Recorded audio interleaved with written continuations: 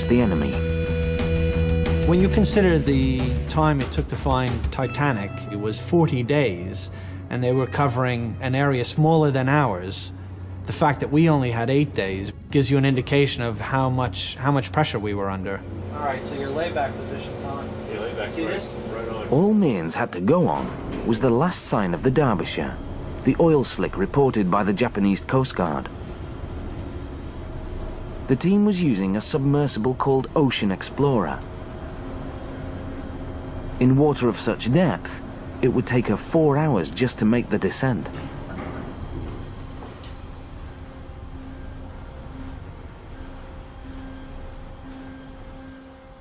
They maneuvered the Explorer over the ocean floor, emitting a sonar beam that painted a picture of what lay deep below. And how about giving me a target right where we are then? Okay. Something I can station keep with. Roger that. Looks good. We're going to put it in the water again. If it fails, we change the tether. We don't have a choice. For 7 days and nights, they searched, but still no promising leads. With just 1 day left before they had to head home, they were losing hope. Suddenly, the sonar detected something highly irregular on the seabed. As soon as we started picking up the first pieces of debris, it was very clear that, we were talking about something was man-made. This wasn't geological. It was definitely man-made. Whatever it was huge, covering an area more than 2 kilometers in length. Difficult to say. David, go back to the white spot. We'll go ahead and print all these out so you can see comparable. But what was it? The sonar images proved nothing. Mearns needed real pictures from the ocean floor. The team scrambled to prepare Magellan, a remotely operated submersible that sends back video images. But time was fast running out. And we had so little time, we really only had a matter of hours to dive the ROV, to get to something recognizable, to bring that back to London and say, we didn't just find a sonar image with this broken up debris field, we actually found a picture to prove to you that this is Derbyshire. As Magellan made her agonizingly slow descent, Mearns was glued to the video monitor. It was a long time before we could really see anything that was recognizable. And then I remember we came across a ladder that was very, very broken, very, very distorted. I mean, this is a heavy ladder that would have taken a great deal of force to actually bend it in the shape that we found it in. Then Mearns saw something he'd never forget. We just saw all these shimmering lights, all these thousands and thousands of sparkles coming up. These very small fragments of iron ore that are almost like diamonds in the way that they have facets. The thousands of tons of iron ore that had drifted down to the seabed and scattered all over it. The spilled cargo of iron ore. The Derbyshire had been carrying 157,000 tons of it. Then Magellan delivered the one image that would prove without doubt just what they'd found. We got it, Larry. We're on the name. Is that the IRE? Yeah. There, in ghostly white letters, a piece of the name, Shire. They'd found the ship's bow. And we knew at that time, well, it was obvious we had found Derbyshire, and there would be no mistaking it. It had been 14 years since anyone had seen the Derbyshire. But her discovery was just the beginning.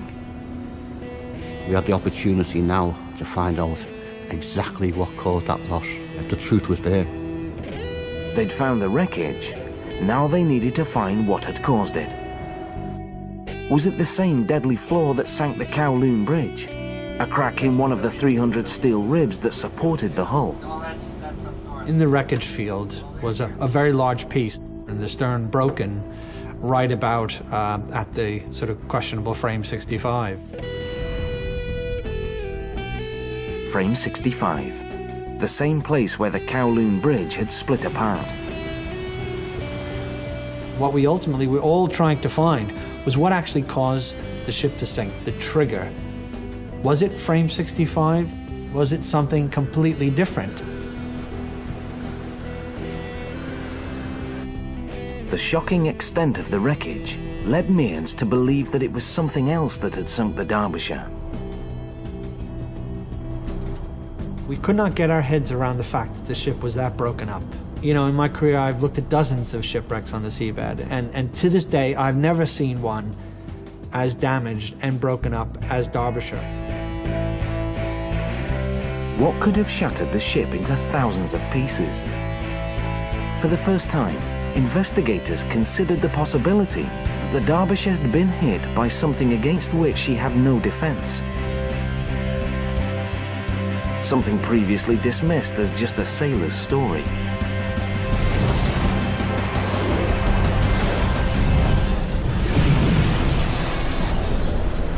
Whatever happened to the Derbyshire, it must have been something fierce and unexpected. Why else wouldn't the crew have radioed for help? Conventional wisdom holds that even gale force winds can't produce waves higher than 15 meters. But what if the Derbyshire ran into something much bigger? Some monster coming up over the bow and swamping the fore end of the ship. Douglas Faulkner has spent his lifetime designing ships. He believes what sank the Derbyshire was a rogue wave, a wall of water the size of a 10-story office block. Scientists say they shouldn't exist at all, but sailors say they're wrong.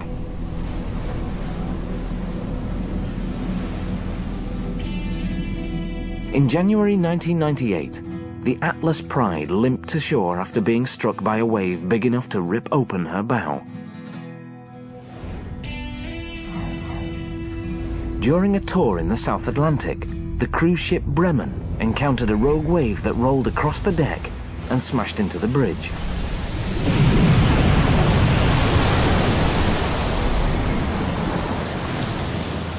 Could the Derbyshire have encountered a similar monster? It was a very realistic possibility. I've been involved with rogue waves for 40 years, and I've always believed it. And I actually created rogue waves within the test tank. In the test tank at the Oceanographic Institute in Hanover, Germany, scientists generate a scaled-down version of what a rogue wave might look like. On the ocean, wind creates waves. Here, they simulate the effect with a huge steel wall driven by hydraulics.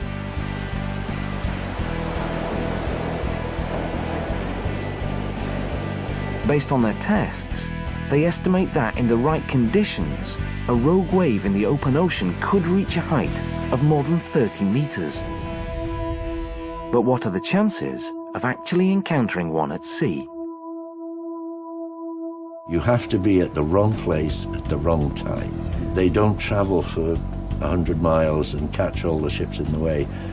The majority of that type of wave is something very transient, only exists for a couple of minutes.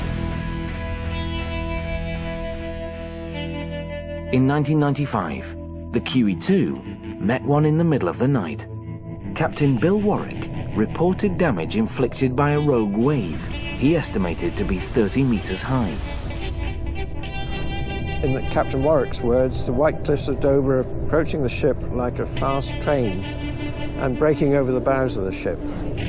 Bulk carriers like the Derbyshire ride low in the water, and they're only designed to withstand the impact of 15-meter waves hitting the deck. But Typhoon Orchid was a prime breeding ground for rogue waves twice that size.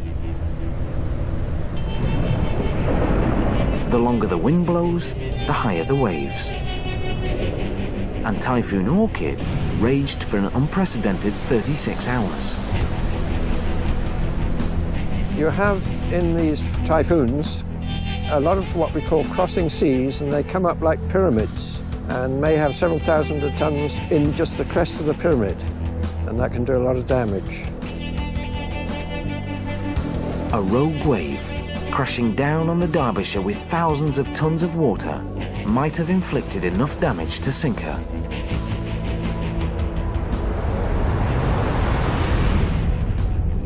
The phenomenon could also explain the devastation that the exploration teams saw on the ocean floor. Faced with so many unanswered questions, the British government opened a formal investigation. But one early assessment would shock the seafaring world and infuriate the families of the people who perished on the Derbyshire.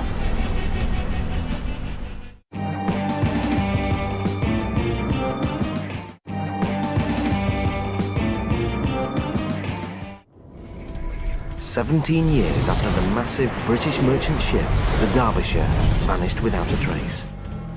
Investigators still had no answers for the families of those who'd perished with her. So I think for peace of mind, not just for me, but for all the families, we needed to find out why the Derbyshire was lost, and 44 people had lost their lives. Thanks to the persistence of Paul Lambert, the extraordinary footage of the wreckage site, and the rupture of the sister ship, the Kowloon Bridge, the British government agreed to launch a full-scale investigation. Was it a rogue wave that took the Derbyshire? Structural failure? Fire? Or the one possibility no one wanted to consider? Negligence. In 1997, a second expedition of shipwreck hunters headed out to sea, more than 550 kilometers off the southeast coast of Japan. It would be the last chance to solve the mystery of what sank the Derbyshire and took the lives of the 44 on board. This is the depressor weight which takes the sonar unit down, and this is all tubular structure, and you'll see. Financed by the British government, Robin Williams and his team would spend 49 days at sea. They were equipped with the latest underwater technology, used to record and analyze the remains of the ship.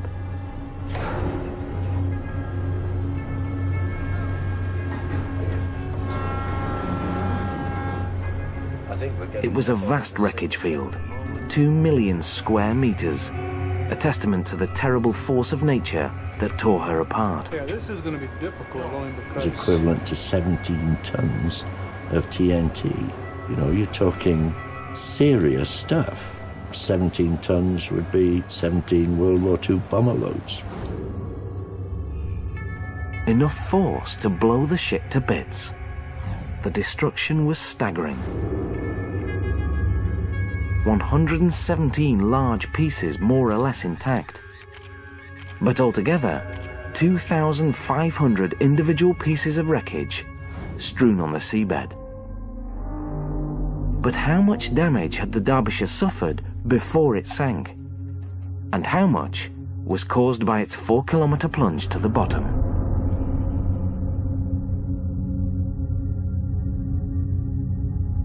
The sinking process had so much power that it could twist 2-inch thick plates of steel like a towel and twist it into all sorts of grotesque shapes. With such a large wreckage field scattered so deep, the underwater investigation would be ambitious. Any hope of success lay with Argo 2, the successor to the submersible that had found and photographed the Titanic a decade earlier. For 22 days and nights, Argo was towed over the wreckage field, its cameras snapping photographs every 13 seconds.